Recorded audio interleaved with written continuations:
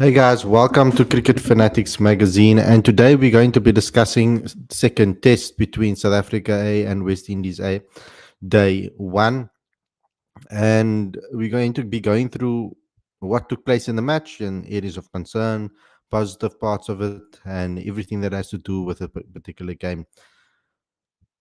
And I would like to get your guys' thoughts if you guys did take note of the different things that took place with regards to this game. I want to see if you guys have anything to say about it.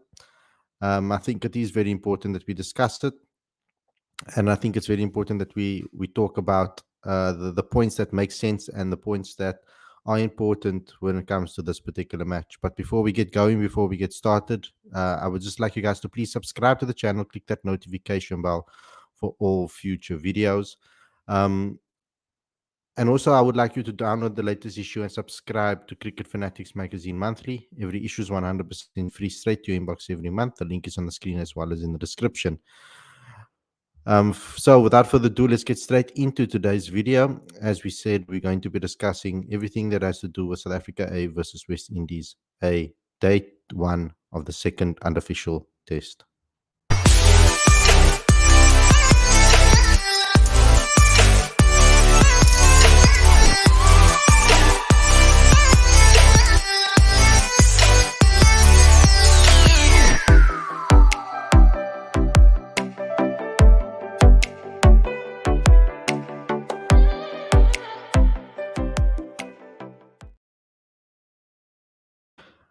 A very good evening and welcome to Cricket Fanatics Magazine. This is your review show. I'm your host Khalid Moeddin, and this is the show where we talk about everything that has to do with South Africa A versus West Indies A, the second unofficial test, day one.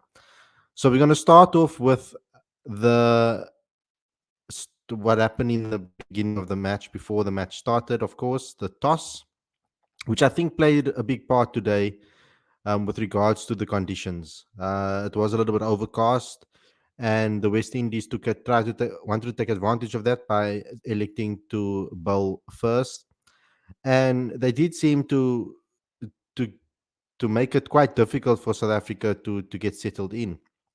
But I think there's a common theme that has been coming through with regards to South Africa in the red ball format, and I think bar a couple of players, but I think a lot of the new ones coming through from the domestic setup into the international setup quite have been struggling to convert their scores, whether it is from late 30s into a 50 or from late 50s into or from a late half century or a deep half century into 100. And as you can see over here, we're starting with the wicket of Tony de and Neil Brandt. Neil Brandt tried to stick it out and fight it out and get familiar with the conditions first and then get going, but he lost his wicket on 4 runs. Then Tony de was looking really good for his 44 of 93 balls, but couldn't convert his score, and it's a problem that he's had I think in the SAA setup so far, and even for the Proteas. We would like him to obviously see him convert his scores a lot more, and copy what or almost replicate what he's done in the domestic setup where he scores big hundreds on a regular basis. So he wasn't able to do so today. He went out for 44 of 93. Then we saw a difference we also saw a different lineup today with regards to South Africa A, with Reinhard van Tonder coming into the mix in place of Zubair Hamza, and he batted really well, 50 of 86, 9 fours, and I really thought that he was going to go on and go on to score big. And unfortunately, he lost his wicket in a way that some of us would have to say was a little bit unfortunate, hitting the ball straight back to the bowler. So it was something that I hoped would have been. I hoped he would have made it a little bit more difficult to get him out, because it was kind of a shot that I don't think he would have. That ball wasn't needed. that shot, that ball, that delivery didn't need that type of shot, and he ended up going out. And we would have hoped that he could convert his 15 to 100, of course. Keegan Peterson was the top scorer on the day, and he got 67 of 124 balls, including 8 fours. And it's another good performance by KP, but another score for the international sides where he has not gotten 100. And that is something that I'm hoping that he needs to sort out quite quickly, because I mean we do need him to go on and score big runs consistently. He has been recently score. I mean, for the Proteas, he scored a couple of 50s and never converted them, and now we're seeing it again in SAA, not converting that into 100. You can't really be too critical of him because he did have a really good knock. But I would like to see, obviously, more scores being converted. I think that's the only criticism I really have of that top order today. Then Kyle Zonda, similarly, 35 of 91 balls, really fought for his fought in the middle there to stick around. He came in for David Bedingham, and also not converting his 30 into a half century, which is unfortunate again. Ruanda Swart is still at the crease, 25 of 50, and Clyde Fontaine got 12 of 19, while Mklali Mapungwana is also on 12 of 29. So that's where the game is sitting at the moment. Did I might have misseen that on pitch vision? Let me just double check something quickly, guys, because I think there might be something that I saw that maybe my eyes were deceiving me. Watching that particular game live, because I was following the game on YouTube, like all of us. Well, most of us were, most of the fans were. Um, Let me just see something.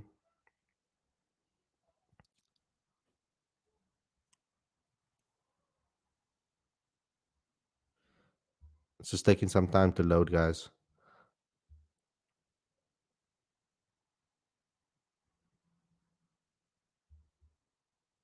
I just want to confirm.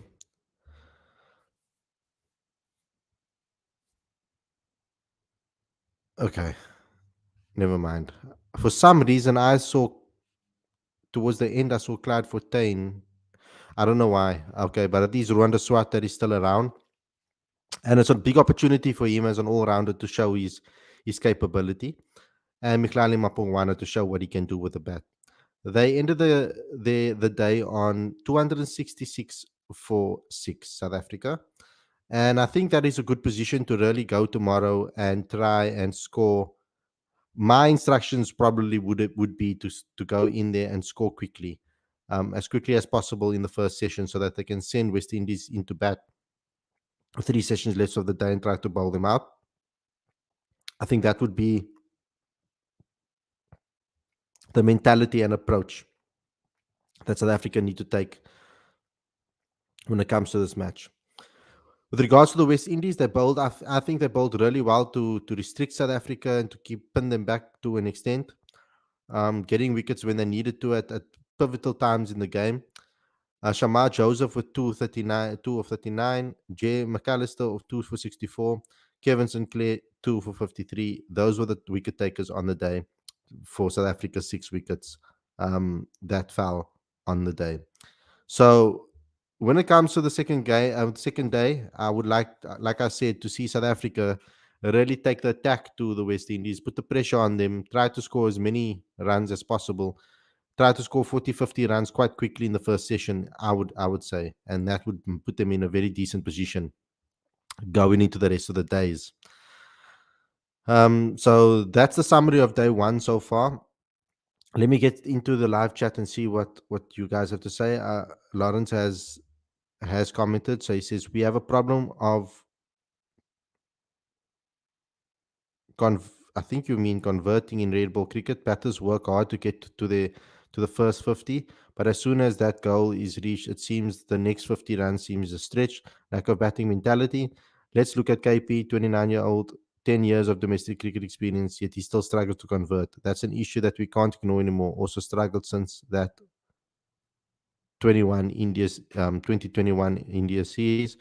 And yeah, I just mentioned that, not knocking KP's innings in any way. By the way, I'm more speaking in the broader sense. Tony Rizzosi also has a flaw when it comes to spin, being his Achilles of late in the national setup, Proteas and SAA. So those are some things that Lawrence had to say about this. You see, that's why I say that we can definitely see the difference in when it comes to domestic cricket and international cricket. It is clear for me to see that there is something that South Africans need to find a way to adjust to. Um, the domestic scene um, has an issue with bowling when it comes to finding quality, skillful bowlers from both ends that are going to keep the pressure on. And I'm talking about every single team getting that and having that. We do tend to have a couple of, um, and the wickets, depends on where you play in the country. Um, they all offer different conditions, of course. So sometimes when it comes to domestic cricket, and that's why I said a couple of years ago, I was saying that not only should players' averages and amount of runs scored be looked at, I think where the runs have been scored to is an important factor. And I think that type of depth needs to be given to selections when it comes to South Africa's setup. I'm looking not only at the runs, amount of runs scored, and averages, etc., but also where those batters have scored their runs. There was an occasion where certain batters were only scoring at specific grounds and struggling on other grounds, particularly the coastal grounds. And South Africa has a situation within our cricket where there are a couple of flat tracks around the country where it is quite easy to bat no matter how what you do with the pitch. Then we do have certain pitches that, or certain conditions and pitches where the ball does move around. We're very familiar with Newlands. We're very familiar with Centurion, and we're very familiar with the Wanderers. We see a lot of international cricket being played there. Durban doesn't get as much international cricket, but we can see by the domestic scene how much spin plays its part there. I mean, last season, the amount of spinners that took wickets from the Dolphins was impeccable, and the amount of spinners that went there that also took wickets was crazy. So there we do have an opportunity for batters to maybe learn how to combat spin. But then South Africa's quality of spinners in the country currently, um, they to me personally, I think that there could be more spinners of quality in the country, um, particularly when the ones that are really good are playing in other leagues or they're playing in for the Proteas, etc. So when they're not available, um, then we do have a struggle with quality spinners in the country. Now, that could also be because it may seem that way because of the wickets. So ultimately, if you can't take wickets as a spinner in Durban, then that will say a lot about your ability to spin the ball. Paul, to an extent, in certain sessions as well in Boland Park, does help the spinners in certain regards. Newland's dependable. It depends really on the weather and the day, how the pitch will operate or how useful it will be for spinners. We've seen the likes of George Linder and Carl Simmons really dominate there. Bjorn Fortuin dominate there as well. We've seen quite a few spinners come there and dominate and do really well. Simon Harmer in the past as well. So they are the wickets do determine the way certain players will operate. Now, what I want to try and figure out, what I've been trying to figure out for a while, is how much um, scoring big hundreds has to do with actually just doing it and getting over the line, and how much has it got to do with a pure mental block? Has it got to do with the ability and technique, or does it have to do with a mental preparation and mental a focus, a way of focus mentally? So that's something that I do look at when it comes to when I'm trying to figure that out as well. So this issue of the magazine that's coming out soon, um, we are going to try and dive into that, scoring big hundreds and the mentality of it and what it means and how you go about your business when scoring big. We've interviewed quite a few players that speak about scoring hundreds consistently and scoring big hundreds. All of those interviews are on the channel, of course, so you guys can go and have a look at what certain players say about scoring big hundreds, etc. But conversion rates is something that I've always spoken about. And if you can't convert at domestic level, what are the chances that you're going to convert at international level is something that I've always said. Now, I might not be right with regards to that with that thought process, um, but that just is the only thing that's the thing that makes logical sense to me. Throughout this particular series so far, the first match, and now here we're seeing identical, almost identical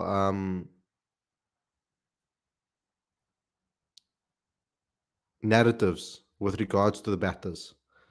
Um, the first game also, we had a couple of 50s, didn't convert to 100. Second innings, we had nobody else score but Neil Brandt, basically. Um, this match, we have a couple of top order batters scoring 50s but not converting those 50s, or of scoring and scoring a 44 and not converting the 44. Now, Tony Rizzosi is an incredible player, and I think he will. Um, I'm sure he will find his a way to convert and score big under this particular series. I'm hoping that he will. There's still two matches left to three.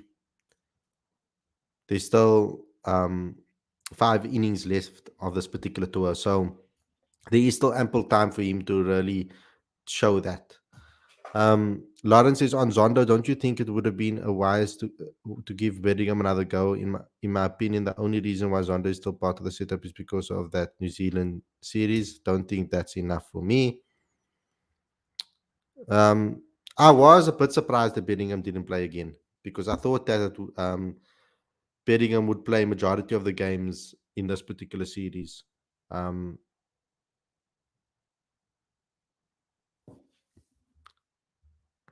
uh, Lakendra Solanki says how Zondo can play in place of David. It's totally unacceptable, he says.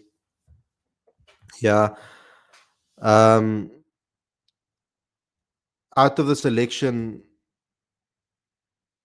for this particular SAA tour, I think there was a lot of question marks from a couple of people, or from some journalists, some fans, with regards to the Zonda selection. So the now that it's, I mean, seeing it come up in the live chat again isn't a surprise for me necessarily when it comes to this.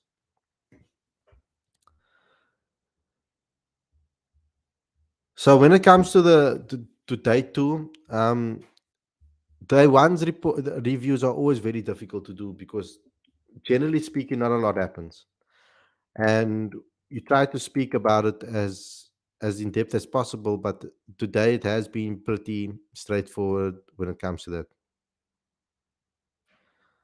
Um,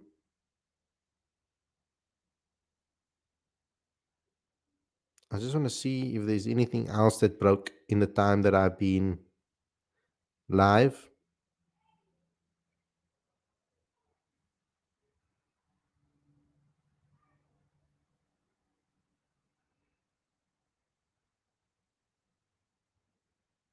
There was a provisional under 19s squad name for the World Cup, which we already, I think, read out before in the in on a past show. I think I'm waiting for the official World Cup under 19 World Cup squad to be announced. Um, still, we're still waiting for the squad for the India tour to be announced. I don't know when that's going to be announced. We're still waiting on that to happen. I'm keen to see who's going to be in that side.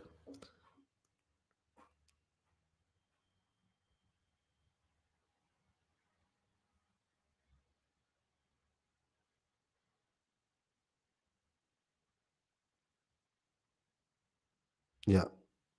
So that's about it when it comes to this particular game, and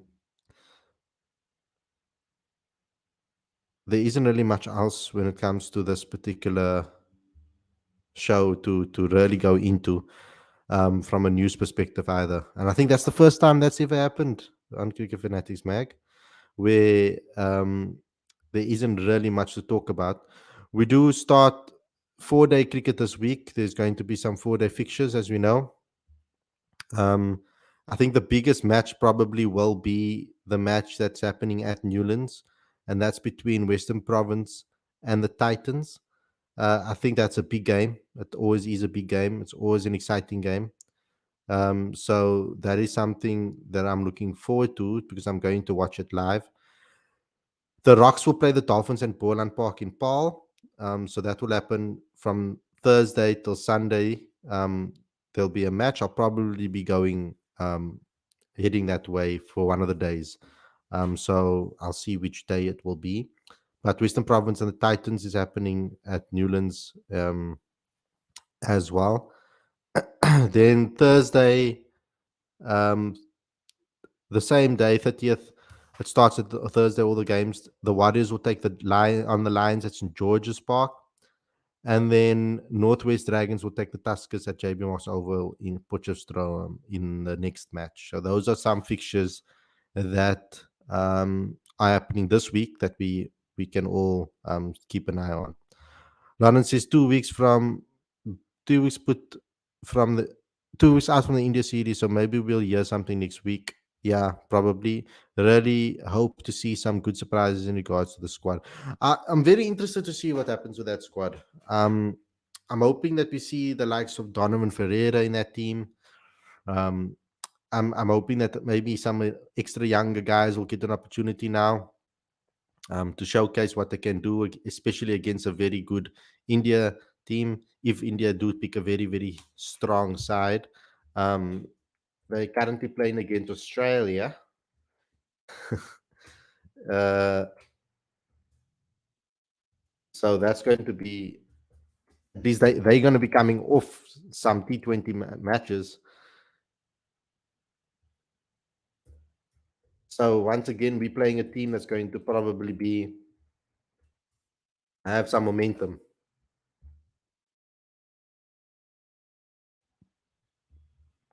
India released their squad for South Africa, which I'm going to read out to you guys now. I didn't read it on a previous show, so I might as well read it out now for you guys.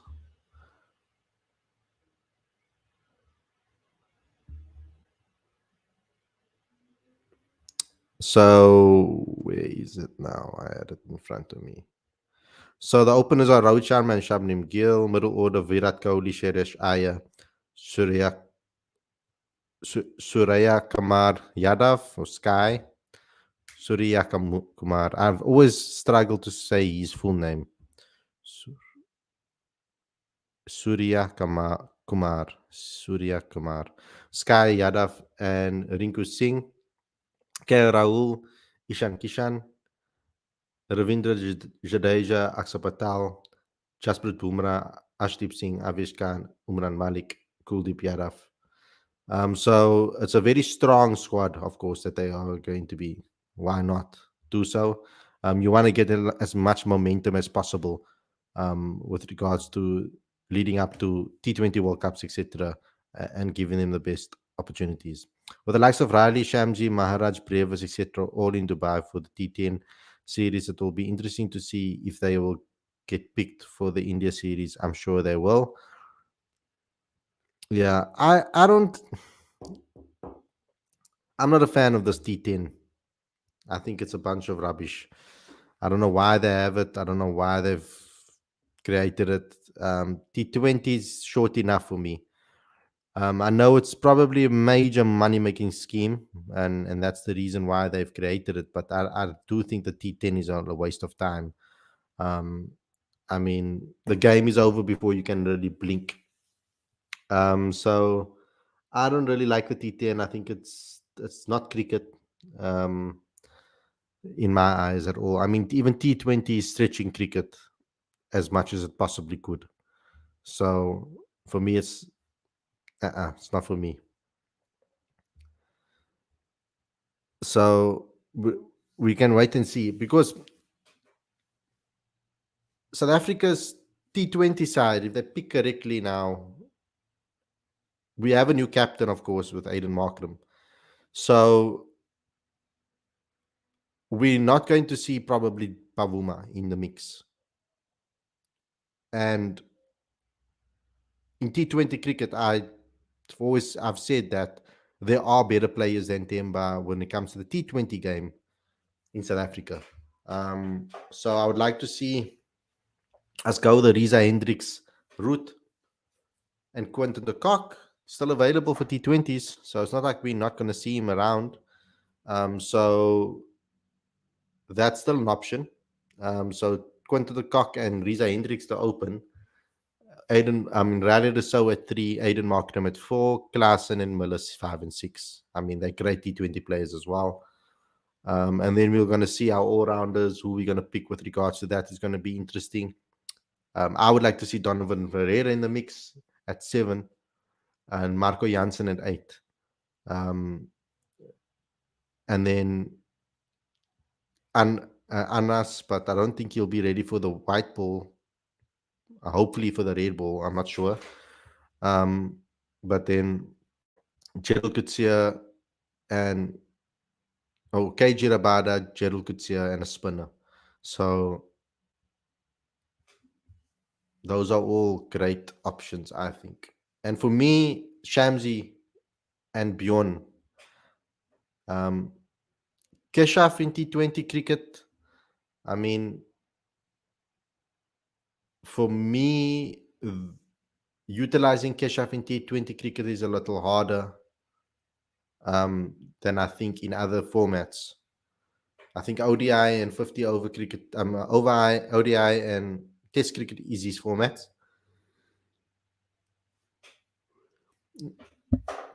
And I think that's where it will be. Chitan says Riza is good choice in Test. Riza Hendricks is good in Test. I don't know if that is the case.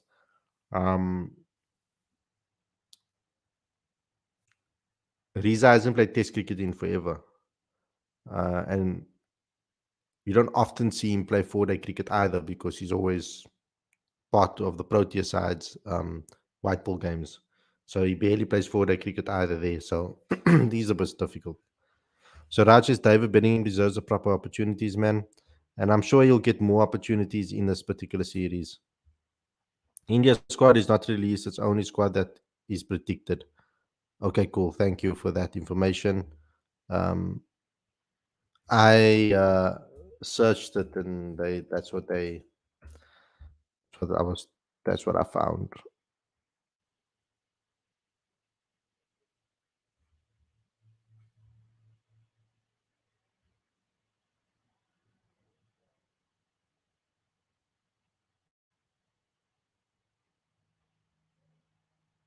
So we're probably still waiting for that as well then. Okay. So after the Australia series, they'll probably announce that. Riza is very much focused on white ball cricket right now, and it is very clear to see that that is the case. Sam, we don't know when the squad will be announced. Most likely next week sometime, if we have to guess. When South Africa T20 squad get announced, eagerly waiting for the South African T20 squad. I don't know when it will be announced. I don't work for Cricket South Africa, so I have no clue when they're going to release it. We're going to have to wait, and I will obviously reveal it to you guys as soon as possible when it does come. We all currently waiting for it. No one has that inside information at the moment, so we'll have to wait and see. And it will most likely be next week sometime. I'm presuming. Like Lauren said, the series is 2 weeks out from here, and um, hopefully they will get the squads out in time. Um, oh, not hopefully they will get the squads out in time before that. PSG and Newcastle prediction, Khalid. PSG and Newcastle. Well, Newcastle is sitting pretty at the moment with regards to their last performance against. I mean, their last performance was brilliant against them. So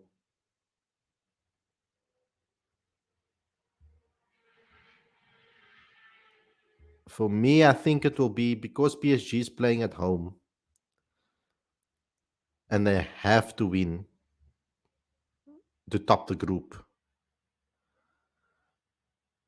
I would say it will be 2-1 to PSG. Um,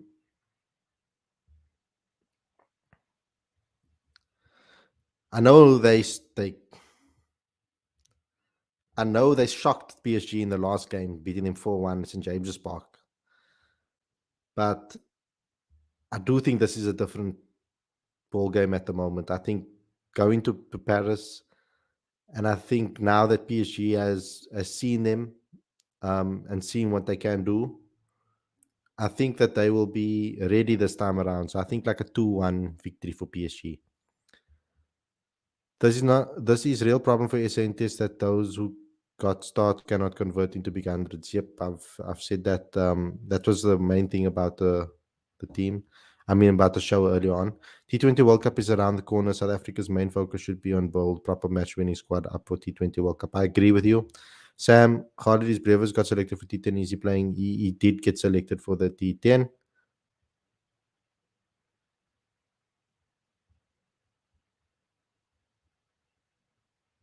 He's not in the playing 11, says Suraj, but he did get selected for the T10. Um, I don't really care about the T10, to be honest. I'm not going to talk about that on my channel, really. Um, to me, the T10 is a real waste of time to me because I mean it's over so quickly, and also I don't think that proper cricket gets played there. You know, it's kind of just a swing your bat and hope. I think it's a good tournament for bowlers to to to to really practice their craft. But other than that, I don't think it's a very high quality situation. It's a good thing for the players also to make some money. Um, but other than that, for me, it doesn't really interest me. So I'm probably not going to cover what happens in there unless someone does some South African does something remarkable in the T10. Um, I'm not really going to talk about it on this channel. It's not something that I will enjoy talking about.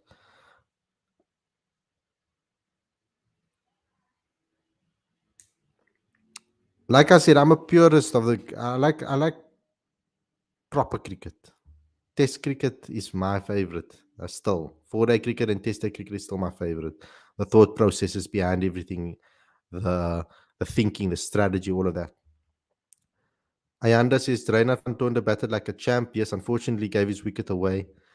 Uh, Jagannath says, do Proteas have know how to score big hundreds or not? There are Proteas that can. Temba Bavuma has proven it. Aiden Markin has proven it. Dean Alga's proven it. So yes, I feel that we can.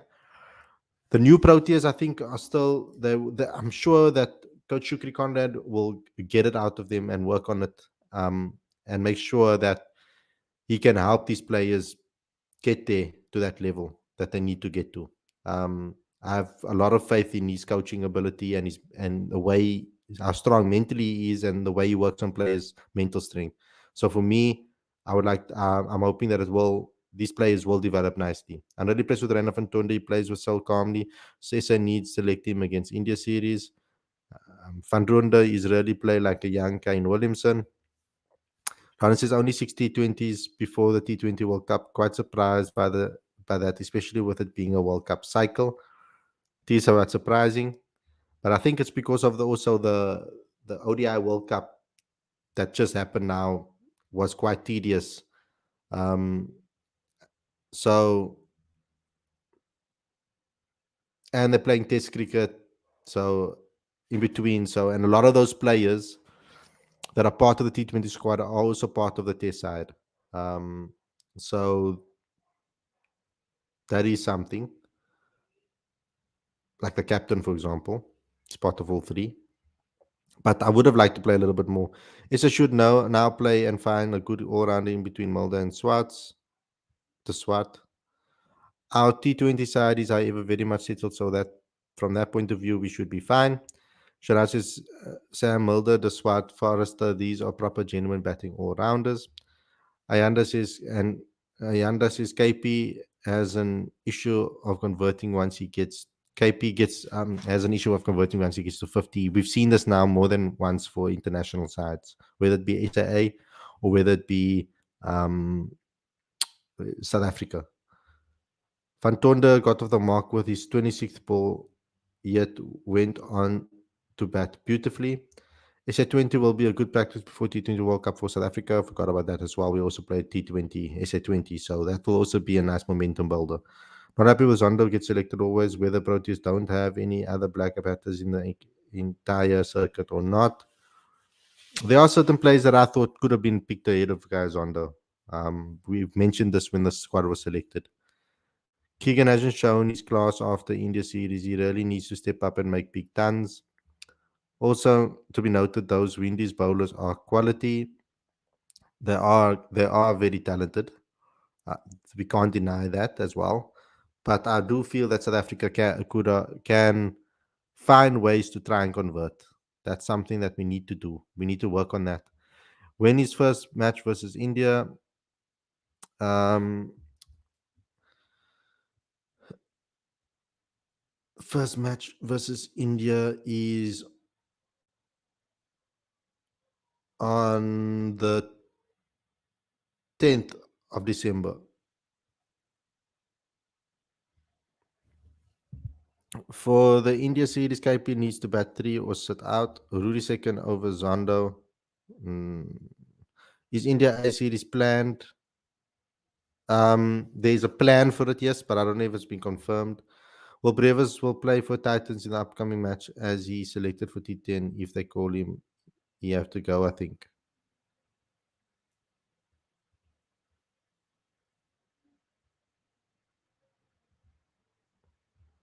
I think he's would have to go to the T10. That's very unfortunate, by the way, because I feel Devo Brevis needs to play more four-day cricket.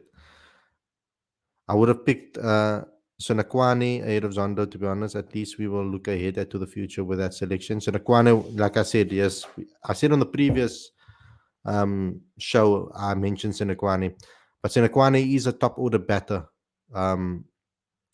which is the difference, which is the problem. Is an opener, and Zondo is a lower order batter. So Sinetem Shile would have also been an option, but he needs to. Sinetemba needs to find some consistency, regular consistency with regards to the domestic setup. Has also been struggling to convert as well, particularly 50s into hundreds. It's something that he needs to work on, and also to generally get more off centuries as well. that first season of his domestic cricket 4-day was brilliant, but he couldn't convert those 50s into hundreds. He got close, but he couldn't do it. So I'm hoping he will gradually improve and get better and better and better. Ayanda says Lasiba would have been better option to Zondo. Suraj says Richard Seletswane, Valentine Katimi, Mokakani, Koshida are some decent Black African batters. Valentine Katimi has been struggling to settle in, I think, in domestic cricket since he's come into the fray. Um, he was also doing those type of things where he was getting to 30s and then getting himself out, and he's still doing that at the moment. So we needs more time in the domestic circuit. Khalid Rob Walter selecting squad himself, yet no selector named. And Khalid after Eric Simons, who is going to be next bowling coach for Proteas? I'm not sure who's going to be. Lawrence Bailey think the Warriors captaincy really knocked him. Yeah, that Kashila, of course. Yeah, I think that the captaincy did take a toll on him, and he's starting to find his form again in domestic setup. Um, I remember how talented he was coming out of Kaimajolo week. I watched him that tournament, and he was just phenomenal. So I would like to see that Kloshile come find himself because he is a very talented player. So I hope he does reach his full potential. Do domestic cricketers get paid? Yes, they do. Um, anyway, so guys, that's the end of the show. Thanks a lot for watching. Don't forget to subscribe and click that notification bell for all future videos. I know it's a little bit shorter. There hasn't really been much news that broke today, and there hasn't really been much that happened in the first game on day one. So this is something that we're going to be talking about. Ahmed says Donald left Bangladesh bowling coach job. Any chance he's a Pranchagim? He's going to be bowling coach at the Lions. That's what I've heard. Siraj Khalid, brother, why is he not approaching Makai and Tini or Aaron Donald as bowling coach? I don't know why they don't approach Makai and Tini, but Makaya hasn't really done much coaching. So I think maybe that's the reason. I don't know. Alan Donald is going to be with the Lions, as I've heard. Don't know if that's been announced yet, but I've heard rumors surrounding that float around. So anyway, guys, thanks a lot for tuning in. Don't forget to subscribe, click the notification bell for all future videos. Please, if you can, also subscribe to Cricket Fanatics Magazine monthly. Every issue is 100% free, straight to your inbox every month. Link is on the screen as well as in the description. And also like, comment, and share if you can as well. Thanks a lot for watching. I'll see you guys again tomorrow with another review show. Stay safe. Enjoy the rest of your evening. Peace out.